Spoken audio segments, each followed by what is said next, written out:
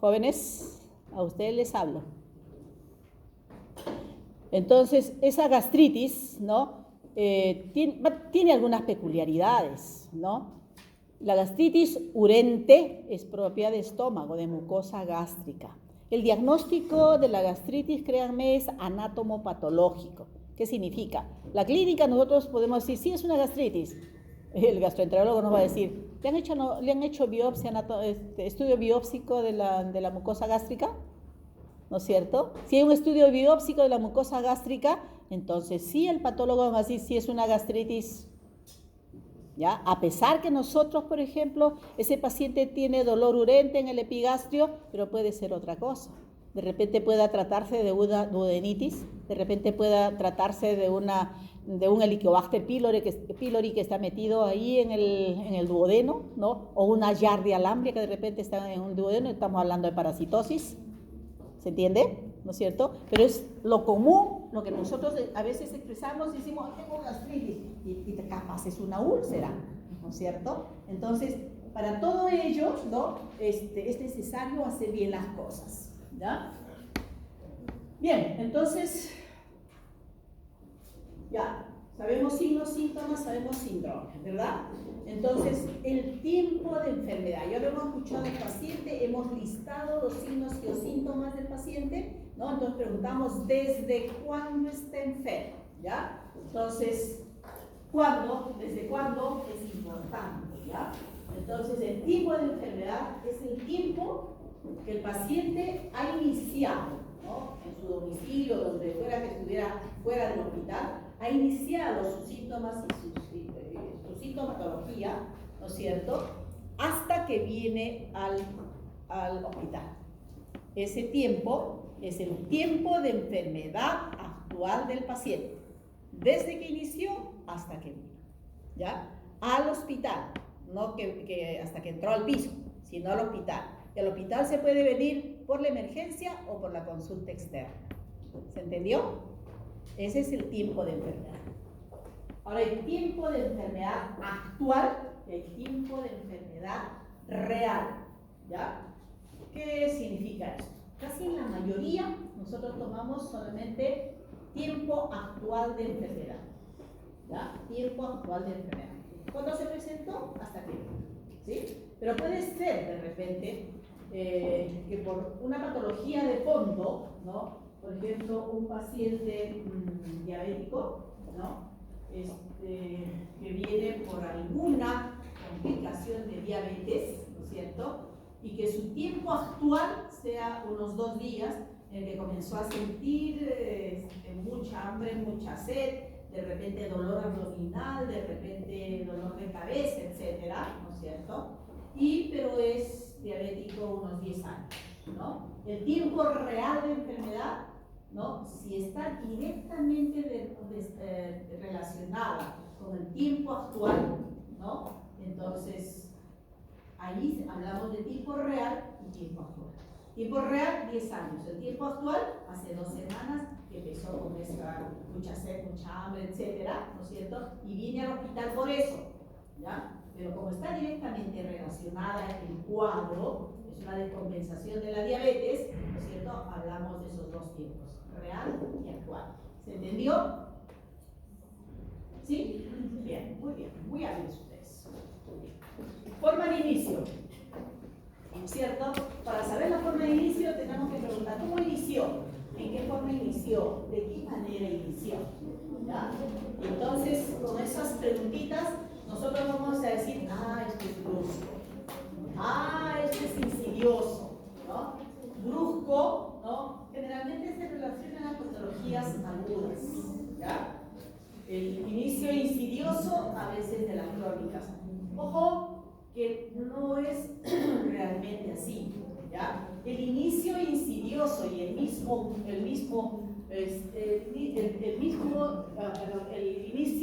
¿no? Insidioso es aquel inicio ciertamente de lo leve a lo más grande, de lo chiquito a lo más grande. Por ejemplo, hablemos de dolor abdominal, hablemos de gastritis. de paciente, por ejemplo, ¿cuándo es que tenemos gastritis? Cuando comemos una cosa picante, por ejemplo, hoy en Tana, el picante, a veces no lo hace bien, nos damos un atracón de picante y vamos a sentir, ¿no es cierto? Ese dolor, esa epigastralgia, urente, ¿cierto? Hambre, ¿ya? Porque nos hemos comido pues un buen picante, ¿no? Entonces, pero primero tuvimos malestar general, chiquitito, después el dolor un poquitito, ¿no? De repente el dolor un poquito más grande, un poquito más amplio, más fuerte, entonces va de lo chiquitito a lo grande, ¿no es cierto? Entonces podemos aseverar que ese dolor, ese inicio es insidioso, ¿ya? Y el dolor brusco es, por ejemplo, yo salgo, de repente me resbalo, me caigo y me fracturo la cadera, ¿no? Entonces es un dolor, es un inicio brusco. Yo estaba bien, estoy bien. De repente me caigo y me fracturo, ¿no? ¿Cierto? Entonces eso es brusco, ¿ya? Hay un inicio más para complicar en realidad súbito, ¿no? De repente bien y alguien me encerra, me cagó, dolor, ¿no es cierto? Precordial, ¿no? Un infarto súbito, ¿ya? Entonces, si nosotros le buscamos más cosas, va a haber muchas más cosas, ¿ya? Entonces, brusco, inicio insidioso, inicio brusco, ¿no? Súbito, ¿ya? Y siempre el inicio va de la mano con la evolución, ¿no? Con la progresión, con la, ¿cómo se llama? Con el curso de la enfermedad, ¿no? Y el curso, así como el inicio, ¿no? Va de lo chiquitito a lo grande, progresivo, ¿ya? Si es estacionario, se presentó, ¿no es cierto?, ese dolor y ahí está, no ha habido aumento, no se agregaron ninguno de los síntomas ni nada más, y está ahí latente, estacionario, ¿no es cierto? Y el otro es que de repente, de rato en rato, venga la molestia, ¿no? Entonces, episodio. Que puede ser de repente como horario, ¿no? Que de repente puede ser un día sí, un día no. Por ejemplo, en el paludismo, cada 3 días hay escalofríos, fiebre intensa, cada 3 días. Día por medio, ¿no es cierto? El paciente está ok, ¿no? Cada 3 días fiebre y cada vez va empeorando, ¿no? Entonces es un curso episódico, su evolución episódica. ¿Ya? Entonces, ese es en el tiempo de la enfermedad, formal inicio, ¿no es cierto? Vamos a hablar de...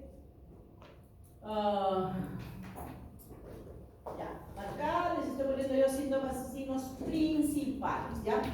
Me estaba olvidando de eso. O sea, antes de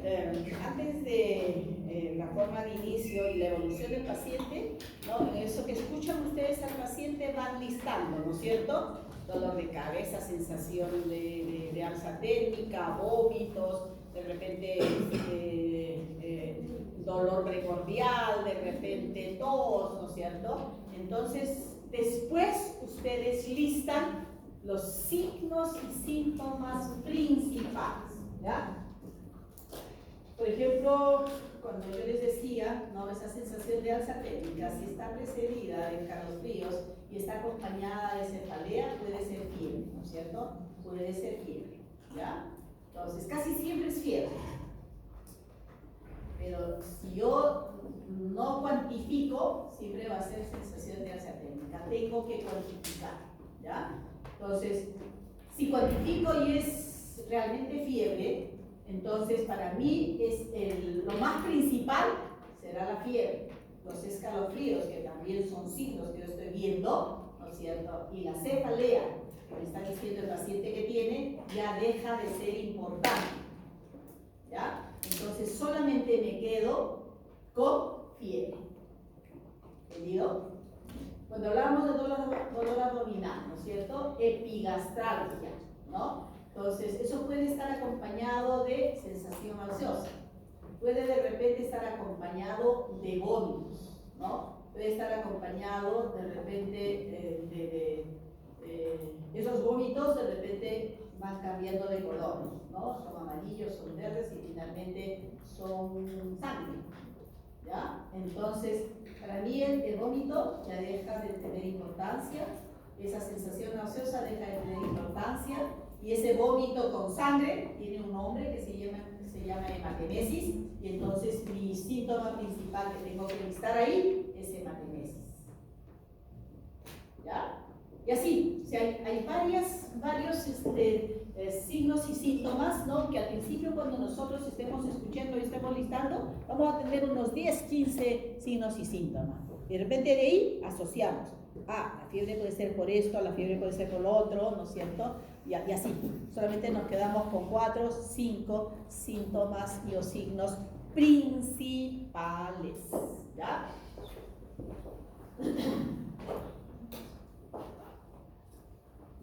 ¿Hasta qué hora les dije que era el curso? Sí. ¿Qué hora?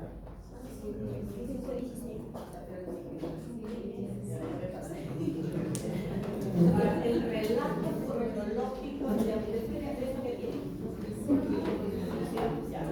Entonces, el relato cronológico de la enfermedad, acá identificamos los tres predisponentes, los precipitantes, los causales, vamos a preguntar la variación de los síntomas, ¿no? ¿Qué lo atenúa, qué lo acentúa? Si hubo o no ha habido tratamiento previo, si ha habido o no ha habido automedicación, si ya han hecho o no algunos exámenes auxiliares. Entonces, al paciente nosotros le vamos a decir, señor, usted nos dice que tiene fiebre. Entonces, ¿desde cuándo?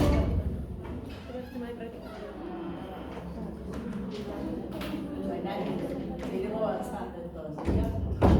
Bien, entonces, el relato cronológico, si ustedes lo hacen bien, ¿no?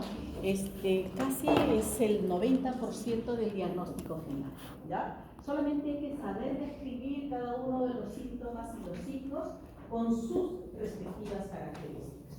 Yo a los chicos de medicina también les enseño lo mismo, historia clínica.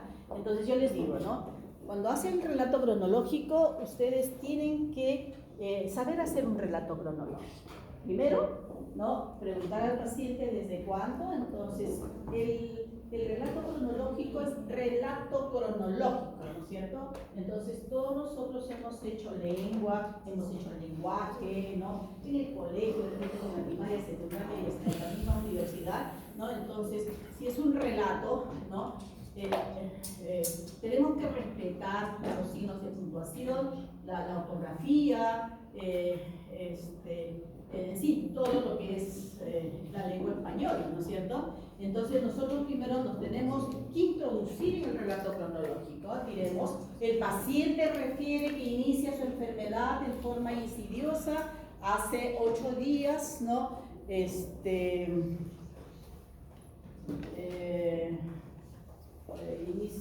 Inicia hace 8 días con curso progresivo con, por ejemplo, dolor abdominal, ¿no es cierto? Entonces, describimos las características del dolor abdominal, ¿no? Dolor abdominal localizado en epigastrio de moderada intensidad,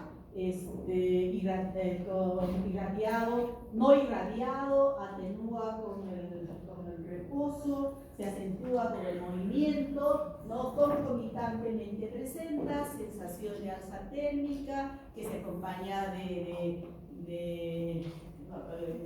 precedida de escalofríos, etc., ¿no? Entonces estamos hablando de las características de los signos y los síntomas, ¿no? Por esa sintomatología acude al servicio de emergencia donde se indica su hospitalización, ¿ya?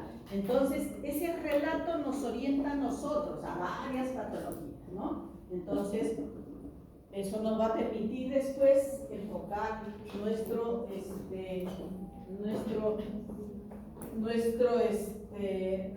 relato y nuestra intervención en forma adecuada, ¿no? La otra cosa, ya para terminar, son las funciones biológicas, el apetito, eso es el deseo de alimentarse, tiene o no tiene apetito, si está conservado el apetito, si está disminuido, de repente aumentar. El sueño, cuántas horas duerme, ¿no es cierto? Entonces el sueño, ¿no? El sueño tiene un ciclo circadiano de acuerdo a la edad, ¿no? De posiciones, acá se pregunta el hábito intestinal, ¿no? Usted hace deposiciones todos los días, ¿no? O de repente es cada 2 días, cada 3 días, ese es el hábito intestinal, ¿no? No puede venir de repente el paciente ya con diarrea, ¿no? Entonces, deposiciones siempre tenemos que preguntar antes de esta enfermedad cómo era su hábito intestinal. Era una vez al día, de repente cada 2 días, cada 3 días, ¿no es cierto? Y tenemos que describir las deposiciones de este episodio. Por favor, déjenme hablar después de este episodio, ¿no? Si ya nosotros lo hemos descrito en el relato cronológico, que es donde se debe realmente describir el cuadro diarreico, ¿no? Entonces ya ponemos deposiciones ya descritas. Pero hemos preguntado el hábito intestinal. Orina, ¿cuánto orina? ¿No es cierto? Tenemos que saber las características normales de la orina.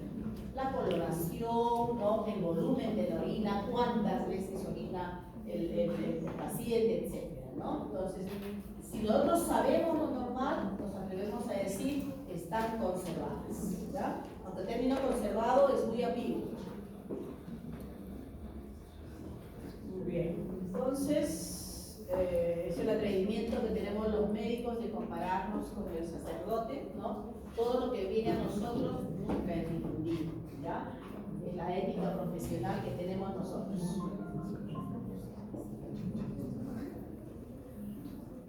En cuanto a los antecedentes, ¿no? Nosotros tenemos que preguntar en antecedentes, primero a las abiertas, cómo es la vivienda, es de material noble, ¿no? Tiene agua, desagüe, cada que tiene el recojo de basura, cuántas habitaciones tiene la casa, de qué material está hecho, ¿no es cierto? El número de personas que habitan por habitación, tenemos que tomar en cuenta el hacinamiento que va de la mano con muchas patologías, ¿no? Si hay o no hay crianza de animales, ¿no? ¿Dónde estuvo anteriormente, las residencias anteriores? Su alimentación, preguntar a predominio de qué es la alimentación, nuestra gente generalmente, y nosotros mismos, nuestra alimentación es a predominio de carbohidratos, ¿no? No por comer carne todos los días podemos decir que estamos bien alimentados, no. Tiene que haber una adecuada distribución de los nutrientes, ¿ya? Igual tenemos que preguntar por la vestimenta, ¿no? E incluso observar, ¿no? Porque, por ejemplo, un paciente hipertiroideo es un paciente que es recontra caliente, ¿no? Y ese paciente de repente lo podemos ver en pleno invierno en shorts, polo, ¿no? No necesita pues abrigo, ¿no? Entonces, la vestimenta es importante, ¿no? El por qué, si es invierno y le están dando, tiene que tener alguna patología. O al revés, en pleno verano, de repente alguien bien empaquetado, ¿no? Ahora, también esto va con la edad. Las personas mayores ya tienen han perdido muchas calorías y ya su organismo, ¿no es cierto?, no tiene las mismas respuestas de los corpúsculos de Neifeld, ¿se acuerdan de lo que tiene que ver con la temperatura? ¿No? Entonces, eso ya los pacientes mayores tienen frío y necesitan abrigarse. Hay que tomar en cuenta siempre todas estas cosas, ¿ya? Hay que tomar en cuenta la higiene del paciente, ¿no es cierto? Los hábitos nocivos, preguntar por la ingesta de drogas, té, café, ¿no es cierto? Cigarrillos, eso es importante, ¿no? Tomar en cuenta también la situación socioeconómica, ¿no? Sutilmente, en que trabaja, quienes dependen de usted económicamente, no es lo mismo un profesor que tenga una carga familiar de la esposa y un hijo, a que tenga ese profesor, la esposa y a sus 6 hijos, ¿no es cierto? Ya siempre esa olla está diluida, ¿no? Entonces por ahí ya nos podemos estar dando cuenta de algunas situaciones precarias, ¿no? Las horas de descanso, ¿cuántas horas descansa ahí? ¿No? Las horas de descanso generalmente son nocturnas, pero hay situaciones de trabajo que obligan al paciente, ¿no? Un vigilante, por ejemplo, que tiene horarios nocturnos, lógicamente que va a dormir en el día, ¿no? Pero ese de repente por buscar trabajo no va a dormir adecuadamente, entonces puede tener estos problemas de salud, ¿no? La actitud ante la vida es otra cosa importante. Los antecedentes personales, ¿no? Los prenatales, el la gestación, el control prenatal, ¿no? Esto en cuanto a cómo fue el control prenatal, pero de la mamá del paciente, ¿no es cierto? O sea, si cuando la mamá lo tuvo en su vientre, tuvo o no tuvo controles prenatales. El postnatal, ¿no? ¿Cuántos meses de gestación ha tenido, ¿no? Si nació prematuro, si nació a término o de repente nació después de las 38 o 39 semanas, ¿no? El parto, ¿cómo fue el parto?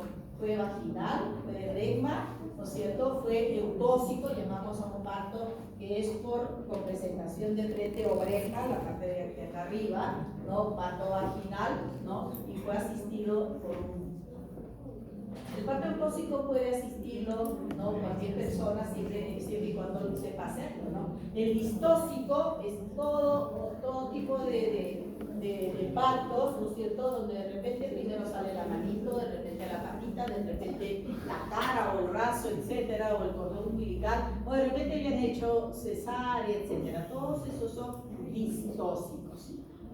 El peso y talla al nacer es importante, ¿no es cierto? Ya esto generalmente va a dar con la prematuridad, ¿no? Pero no todos saben, ¿no? Si una madre ha tenido 4 o 5 hijos, podría de repente recordar, pero si ha tenido más, no. Ya la tendencia última es 2, 3 hijos, entonces es más fácil recordar, pero aún así muchas mujeres no recuerdan. La lactancia y la lactancia. Ustedes saben, ¿no? Que la lactancia materna exclusiva es lo ideal, y eso es hasta los 6 meses solamente leche. Y cuando comienzan con las papillas, ¿no es cierto? A eso se llama ablactancia, ¿ya? Comienzan ya con la papita, con el zapallito, con la zanahorita, con el huevito, etc., ¿no? Entonces, ¿a qué edad fue la lactancia? ¿Hasta qué edad fue la lactancia? ¿Ya? El desarrollo psicomotriz, ¿cómo fue de niño, no? A los cuántos años, a los cuántos años comenzó a gatear, cuándo comenzó a dar sus primeros pasos, cuándo comenzó el balbuceo, ¿no? El control ¿cómo se llama? En general, ¿no es cierto? Ese desarrollo de lo físico y lo psicológico, ¿ya? La vida sexual, ¿no? El inicio de sus relaciones sexuales, si hay o no hay factores de riesgo para enfermedades de infección de transmisión sexual, antecedentes gineco-obstetras en el caso de las mujeres, a los cuántos años comenzó a menstruar, eso se llama menarquia, ¿no? ¿Cómo es su régimen catamenial? ¿Qué es eso? ¿Cada qué tiempo menstruas? ¿No? ¿Cada 25 a 30 días? ¿Cuántos días? ¿3, 4 días? ¿4, 5 días? ¿No es cierto? Entonces siempre se habla de fracción, numerador y denominador. En el numerador están los días que menstrua, ¿no es cierto? Que generalmente es un intervalo, 3 a 5 días o 7 días, ¿no es cierto? Y en el denominador está cada qué tiempo, ¿no? Que puede ser cada 30 días, cada 28 días o cada 28 a 30 días, etcétera, ¿no?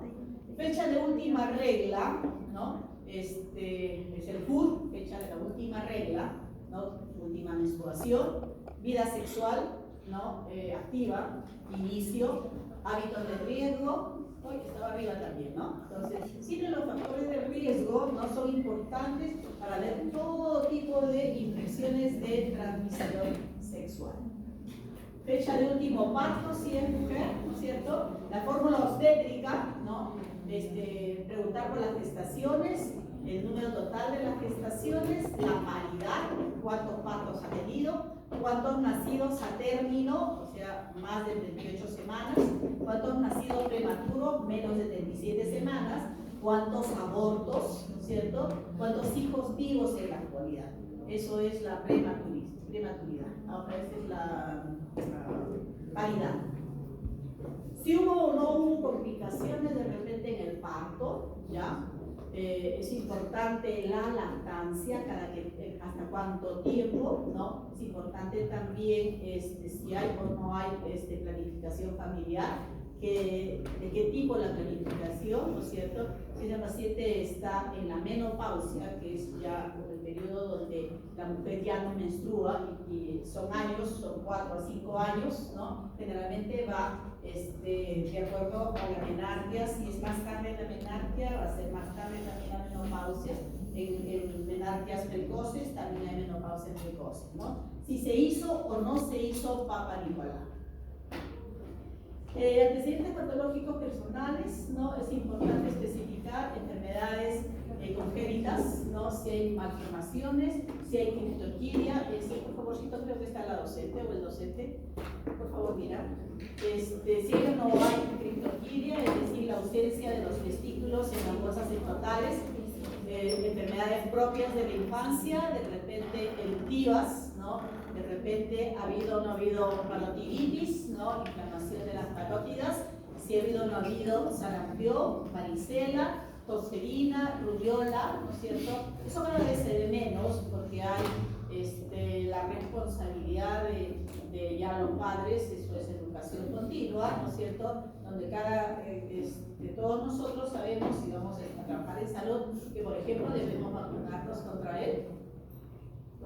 hepatitis, ¿no es cierto? Vacunados, supongo que todos tendrán su vacuna completa, ¿no? Ya ustedes no están en la historia de estas selectivas, ¿no? Sarampión, varicela, tosferina, una que otra de repente le he dado, ¿no? Cuando yo estudiaba medicina, eso era pan de todos los días, ¿no?